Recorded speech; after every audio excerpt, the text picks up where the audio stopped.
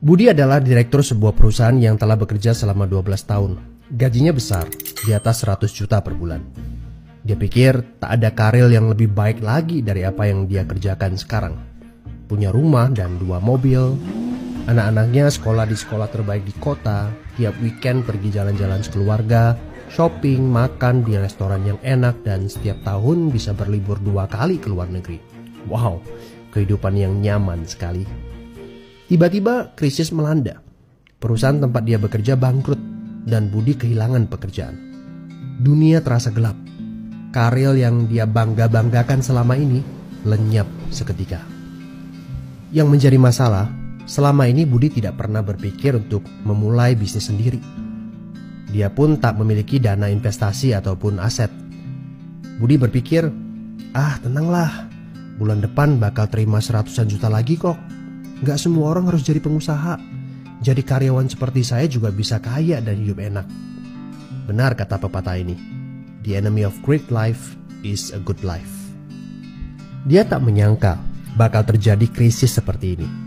Padahal tabungan yang dia miliki hanya bisa bertahan 3 bulan saja dan dia tidak punya penghasilan lain sama sekali. Apakah kamu punya teman yang mengalami hal yang sama seperti Budi? Kita harus sadari satu hal. Kita tidak bisa bekerja selamanya karena faktor usia ataupun kesehatan.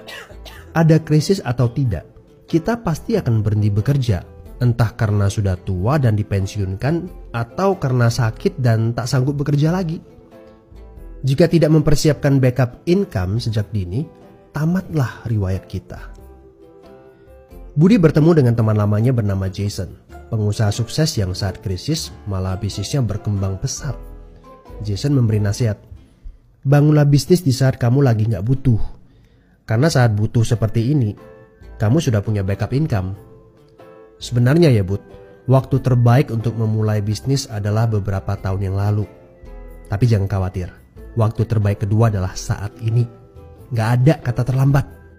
Dari pengalaman Budi, kita belajar bahwa penghasilan yang besar saja tidak cukup jika itu sangat bergantung kepada pekerjaan kita.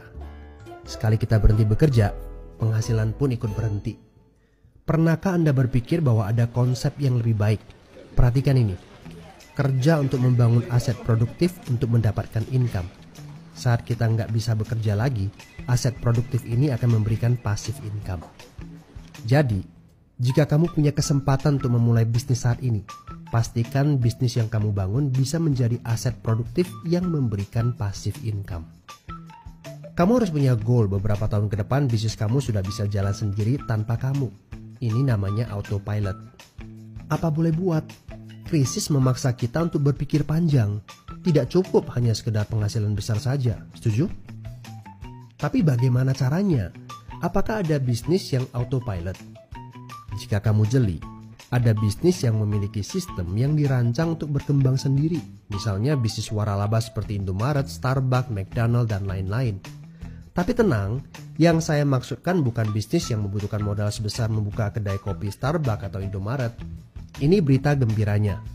Ada bisnis bersistem dengan modal terjangkau. Tapi saya nggak punya pengalaman bisnis sama sekali. Saya seorang pegawai, saya ibu rumah tangga, saya mahasiswa. Apakah punya kesempatan untuk sukses berbisnis?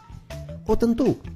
Video ini memberitahu Anda bahwa semua orang punya kesempatan untuk sukses berbisnis asalkan mereka diperkenalkan bisnis yang tepat dan berkolaborasi dengan tim yang memiliki sistem yang telah terbukti. Informasi yang akurat, ini yang Anda butuhkan. Hubungi teman yang mengirimkan video ini kepada Anda. Dia sedang mencari orang yang tepat untuk diajak berkolaborasi di sebuah proyek.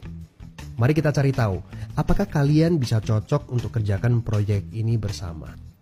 Ajak bertemu secara online ataupun offline dan berdiskusilah. Siapa tahu pertemuan kecil ini adalah awal yang bagus untuk karir bisnis Anda. So, good luck ya guys.